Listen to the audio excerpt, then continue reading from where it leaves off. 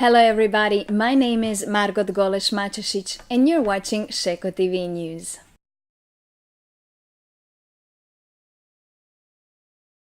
This is a quick roundup of the most important anti-refrigerant updates from around the world. This week we take a look at proposed and confirmed HFC phase-down plans. 3 US states proposed regulations that will phase down the use of HFCs.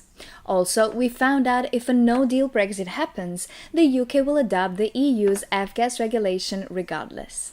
Last week, 3 US states, New York, Maryland and Connecticut, announced they will seek to adapt 3 federal HFC reduction measures that were vacated earlier this year by the US Environmental Protection Agency.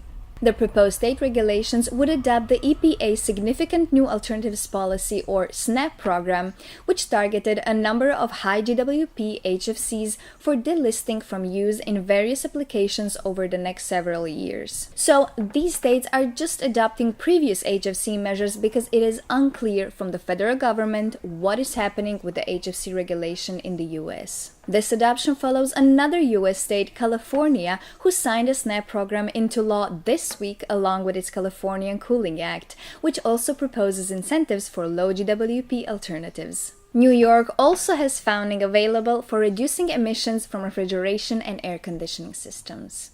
Next up, Brexit. There has been much discussion on this topic in the news for some time. How will the UK leave the EU? Will a deal be agreed by the 29th of March 2019 deadline? Well, if there is no deal, the UK will set up its own F-gas system, which will be just the same as the EU F-gas regulation, but will just be administered through the British Environmental Agency. The Environmental Agency would administer HFCs placed on the UK market by establishing a new UK-based IT system that would not change the requirements currently faced by businesses. The only difference is that businesses must report to the UK instead.